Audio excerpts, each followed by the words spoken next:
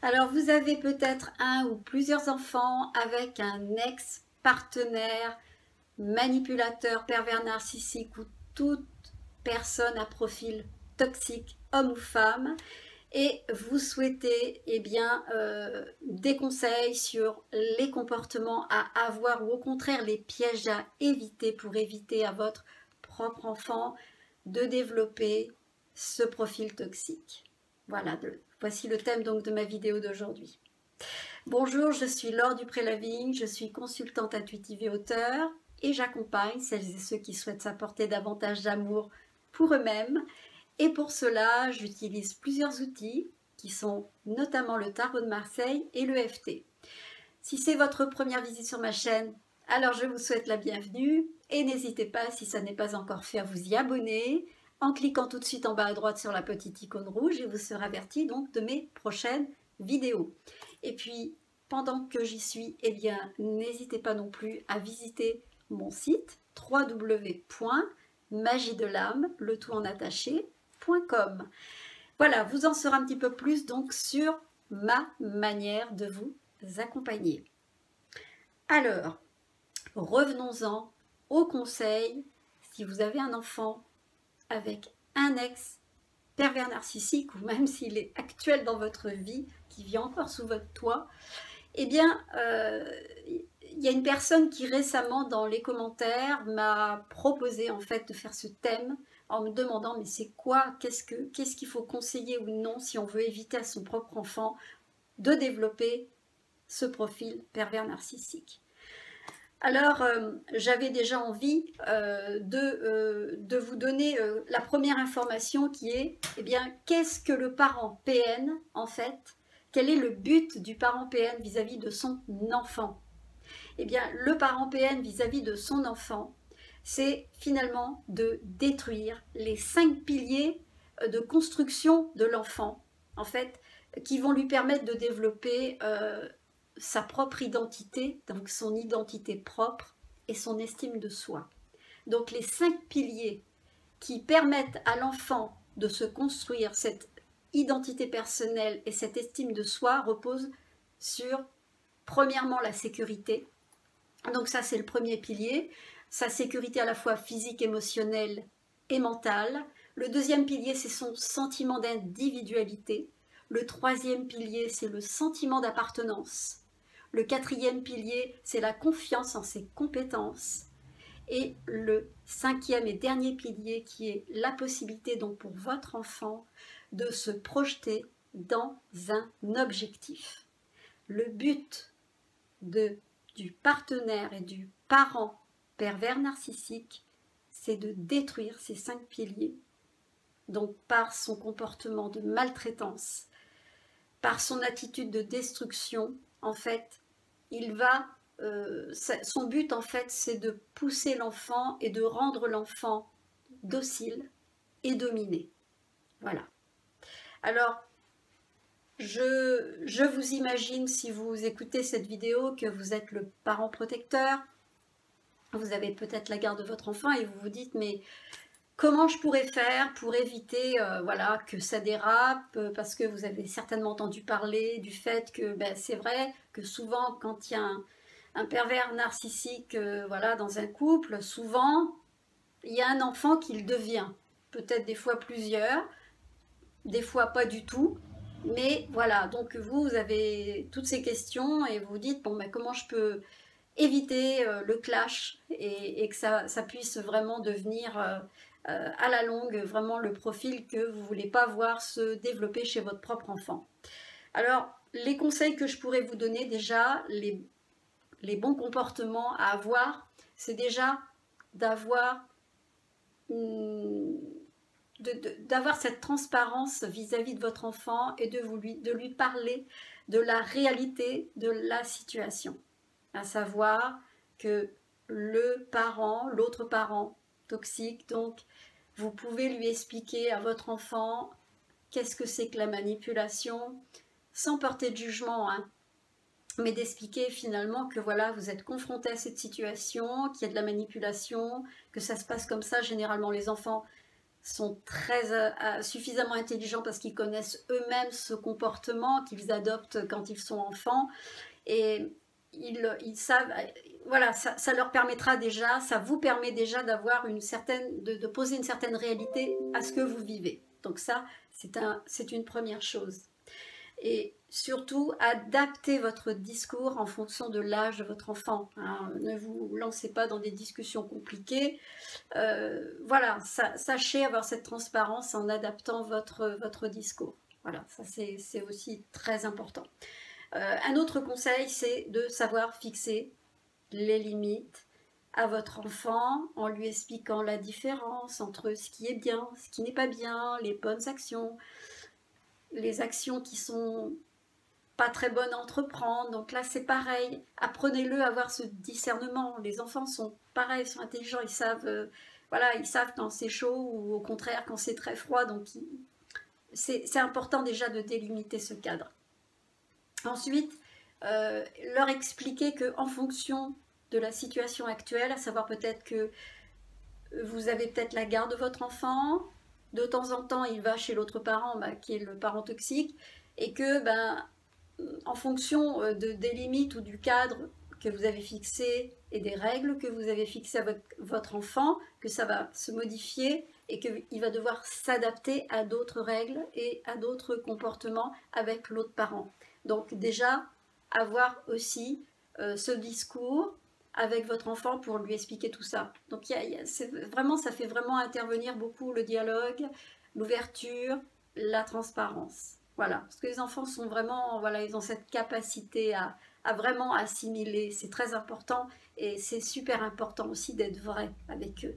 Les enfants, la vérité, on ne peut pas cacher la vérité, même s'ils sont influençables, mais soyez vrai avec vos enfants, soyez dans la vérité. Voilà, des vérités qui sont saines et qui ont besoin d'être dites. Créez aussi avec votre enfant un climat rayonnant, un climat affectueux, un climat sain, un climat serein, un climat, vous allez instaurer de la chaleur, de l'amour, de la bienveillance, de la présence, de l'écoute autant que vous le pouvez. Hein. Ça, c'est vraiment quelque chose qui peut lui donner un sentiment à votre enfant de sécurité. Donc c'est super important vraiment de mettre l'accent sur cet espace que vous créez pour votre enfant. Voilà, c'est très rassurant. Et puis, qu'est-ce que je voulais dire ? Eh bien, sachez réconforter votre enfant, le valoriser, féliciter pour ses victoires, pour tout ce qu'il fait de bien. Eh bien, soyez ce parent reconnaissant avec vraiment cette... toujours valider ses succès, valider tout ce qu'il fait de bien, l'encourager. Vraiment, c'est important parce que cette situation conflictuelle et, j'allais dire, confuse, où l'enfant s'est senti piégé, c'est-à-dire au milieu de ses parents, et où il a reçu aussi quelques bombes qui lui étaient peut-être pas forcément destinées. Donc il a pris des coups aussi bien physiques que psychologiques. Et donc un enfant qui sort de ça, eh bien, a beaucoup de mal à se situer. Donc c'est vraiment important d'instaurer un espace un peu de cocon, tout en le mettant quand même dans la réalité de la vie, en l'apprenant aussi à se rendre autonome, à lui apprendre à avoir des responsabilités, enfin, vraiment qu'il soit conscient, mais toujours dans un esprit de bienveillance, vraiment, tout le temps. Et pas de pouvoir, ni de menaces ou de chantage. Ça, ça rentrerait plutôt dans le cadre des conseils et des pièges à éviter, des faux conseils, quoi. Et puis aussi, eh bien, soyez attentif à votre enfant, observez-le, regardez comment il se montre, essayez d'avoir ce recul pour voir, même si vous vous dites, vous n'avez peut-être pas cette pensée en tête, mon enfant, est-ce qu'il est PN ou pas PN, mais ça se passe aussi à travers une observation et un retrait, hein, mais discret, voilà. Soyez dans cette observation parce que avant de poser l'étiquette mon enfant est PN, est-ce qu'il l'est? Eh bien, vraiment, je vous encourage et je vous invite vraiment à beaucoup de recul et beaucoup de discrétion. Et franchement, j'allais dire, ça ne peut pas être de votre fait que de pouvoir tirer de telles conclusions parce que les enfants, enfin, jusqu'à un certain âge, mais ils développent un esprit de narcissisme, ce qui contribue à leur construction. Et j'allais dire, ça passe par des jeux, d'apprendre à chercher les limites tout le temps. C'est le travail des enfants, hein, c'est d'apprendre à travers les limites qu'on leur dit stop. Donc si votre enfant il joue avec les limites, n'en tirez pas des conclusions hâtives en disant ouais bah c'est mon enfant, il est pervers, il est narcissique, il y a un truc quoi. Donc soyez observateur, soyez voilà, soyez dans cette observation, une vigilance mais observatrice. Voilà, sans rentrer dans ce besoin que vous avez de trouver la petite bête qui va révéler quelque chose. Donc ça, ce sont les bons conseils. Et puis aussi un conseil, même si votre enfant fait l'objet d'un déchirement, que vous avez affaire à un partenaire PN, qui soit dans une lutte avec vous. Imaginons que peut-être cette personne cherche à acheter votre enfant, parce que souvent, vous le savez, les pervers narcissiques utilisent l'argent comme moyen de manipuler, comme moyen aussi comme appât pour pouvoir attirer votre enfant, parce qu'il sait que les enfants, ben, si on leur offre des choses, des voyages, des beaux cadeaux, des choses que vous-même, vous ne pouvez pas à votre endroit lui offrir parce que ben, voilà, vous êtes dans une autre situation, eh bien, c'est vrai que ça peut créer une forme de déchirement, au point où des fois l'enfant peut même faire le choix de pouvoir vivre avec ce parent-là, et que vous, pour X raisons, vous soyez devant un cas de force majeure et que vous avez un cas de conscience et que c'est pas possible, je ne peux pas laisser mon enfant avec cette mère ou ce parent parce qu'il va me le déglinguer et c'est pas du tout ce que vous avez envie pour votre enfant. Et pourtant, eh bien dans certains cas, je crois que la meilleure attitude et l'attitude sage, c'est de lâcher, savoir lâcher, parce que votre enfant, on ne sait pas, vous savez, ce qu'il a choisi sur son chemin de vie. Même si vous voulez lui éviter les pièges d'un parent toxique, votre enfant, et moi c'est souvent ce que je dis aux personnes, votre enfant, il doit être armé. Ça ne veut pas dire de le mettre dans la gueule du loup, de le laisser dans une situation où il y a un danger. Il y a toujours forcément un danger psychologique, etc. Mais peut-être qu'il y a des cas où vous ne pouvez pas faire autrement que... je sais que c'est choquant hein, ce que je vous dis, mais de laisser votre enfant peut-être choisir et d'expérimenter et que votre enfant puisse en tirer les leçons parce que ça va contribuer à sa construction. Peut-être pour qu'il se rende compte par lui-même ou par elle-même qui est l'autre et comment il va recevoir ça et qu'est-ce qu'il va, de quelle façon il va s'approprier cette expérience et ce que ça va pouvoir transformer dans sa vie et comment ça va le construire. Voilà. Donc l'important, et c'est vraiment important que d'apprendre à lâcher, de se dire non, non, non, je garde mon enfant à moi, je veux pas, je veux pas. Et là, cette résistance, ça peut être pire encore. Donc lâcher prise, ça aussi, c'est un apprentissage. C'est pas simple. Franchement, c'est pas simple. Donc voilà, ça ce sont tous les conseils, ce sont les conseils, j'allais dire, voilà, plutôt positifs à adopter. Et là maintenant, je vais rentrer plutôt dans les pièges à éviter vraiment. Et ça, on a peut-être plus ou moins fait tous cette bêtise. Si par exemple, vous avez votre enfant, vous le regardez, et puis vous vous dites, vous lui balancez comme ça, mais d'une façon, mais tellement, vous vous rendez même pas compte de ce que vous dites. Oh là là, mais quand je te regarde, quand je t'entends parler, j'ai l'impression de voir ta mère. C'est vraiment quand tu parles, là, je vois ta mère tout cracher, ou alors je vois ton père à travers les mimiques, le rire, cette manière que tu as de dire ça, le mot que tu prononces. J'ai l'impression que tu es donc ce fameux parent, le parent toxique. Alors, si vous voulez, ça peut être tellement naturel et spontané, mais vraiment, je vous invite à vraiment être conscient de la portée de cette parole, qui peut être même récurrente. Donc peut-être que voilà, on fait, voilà, en tant que parent, on fait des conneries et on comprend pas la portée des fois parce que c'est comme ça. Mais j'avais envie de vous dire parce que voilà, j'ai creusé le sujet un petit peu et comment je pourrais vous dire? La personne qui fait ce genre de remarques, hein, le parent en question, en fait, il va penser finalement reconnaître à travers votre enfant, vous allez penser à travers votre propre enfant, vous allez croire, reconnaître le comportement de votre ex-bourreau, partenaire. Donc vous allez projeter, vous allez calquer en fait une personne sur votre enfant. C'est comme si vous alliez lui coller une étiquette et c'est comme si vous, sans le vouloir, vous allez lui coller une identité qui est une fausse identité. Comment dire, c'est comme si vous colliez, voilà, vous taxez votre enfant de ce qu'il n'est pas et c'est comme une projection, c'est négatif, c'est pas bon parce que ça a des conséquences.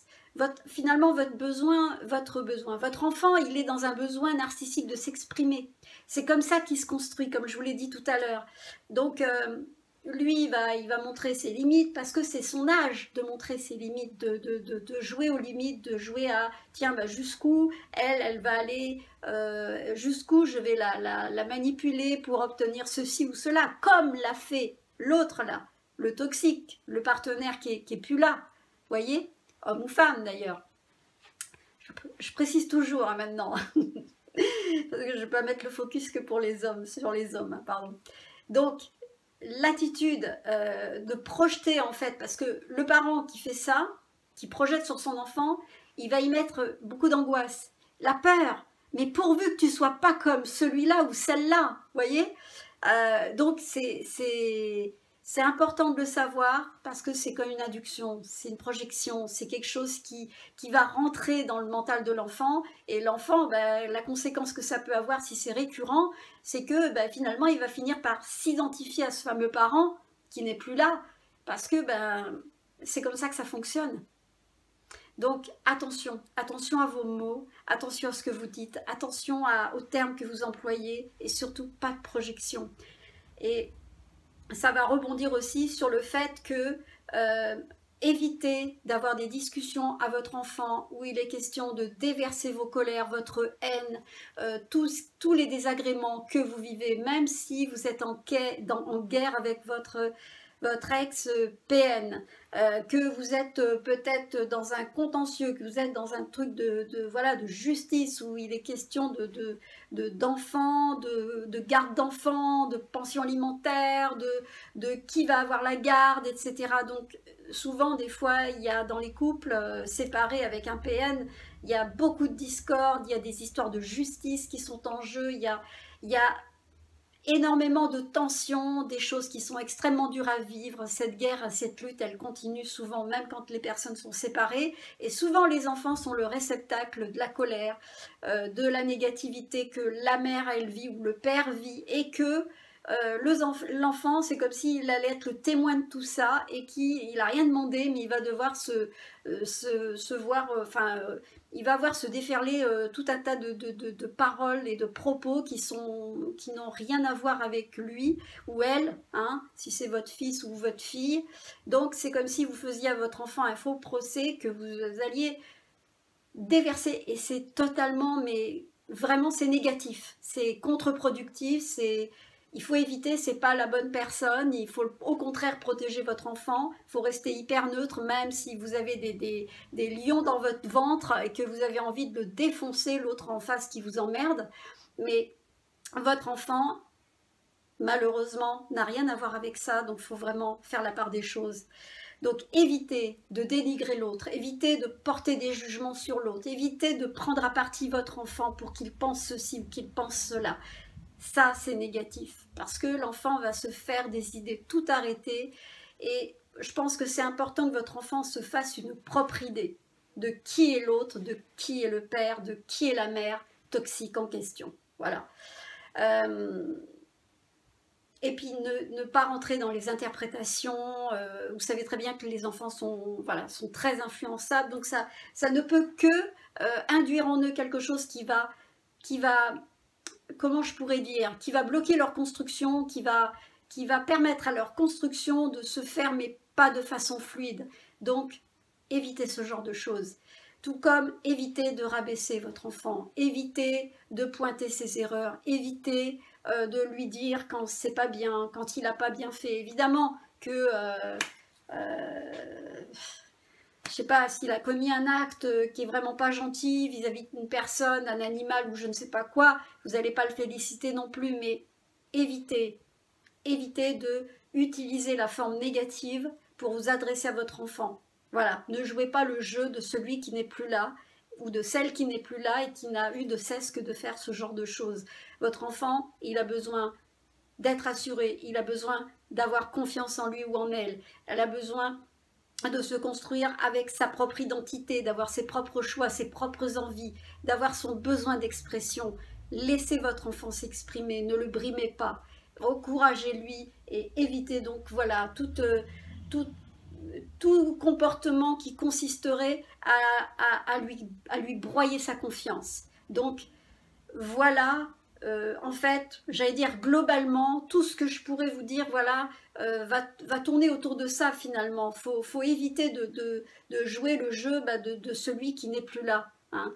Et vous allez vraiment rendre un grand service à votre enfant justement en adoptant souvent une attitude de neutralité plutôt que de rentrer dans les histoires en mêlant votre enfant parce que votre enfant, il est une identité à part entière et ne le mélangez pas avec le conflit, au risque vraiment de propager en lui des dysfonctionnements et des comportements qui pourraient l'amener à peut-être développer des problèmes de dépression, peut-être des problèmes alimentaires, peut-être développer des phobies sociales, développer des problèmes de dormir la nuit. Franchement, ça peut déclencher trop de choses, donc faites vraiment attention à ce que vous dites à votre enfant. Préservez-le de tout comportement et de mots négatifs, autant que faire se peut. On fait ce qu'on peut, comme le disait une dame que j'écoutais, et c'est vrai, hein, parce que chaque cas est différent et on adapte. Mais voilà les conseils que j'avais envie de vous donner aujourd'hui sur votre enfant. En tout cas, si ça vous a plu, si vous avez des choses à rajouter, eh bien n'hésitez pas à me laisser en commentaire. En tout cas, moi j'ai eu beaucoup de plaisir à vous faire cette vidéo et j'aime beaucoup donner des conseils sur, voilà, pour vous, les personnes qui restez avec vos enfants, enfin plus pour les proies, parce que je trouve que c'est comme ça qu'on avance aussi. On avance aussi en trouvant des solutions pour pouvoir avancer. Je me répète un peu, mais l'idée c'est de pouvoir progresser derrière cette situation et non pas de sombrer dans un gouffre et de nourrir la haine, la colère, la vengeance. Voilà, pour moi, ce qui est important, c'est voilà, de vous sauver vous et puis de sauver aussi les êtres qui comptent vraiment beaucoup pour vous. Ce sont vos enfants, la chair de votre chair. Et vous avez juste envie que vos enfants ils puissent s'en sortir aussi. Voilà, donc écoutez, je vous remercie de m'avoir suivi et puis je vous dis à très bientôt pour une très prochaine vidéo. À très bientôt, au revoir. Au revoir.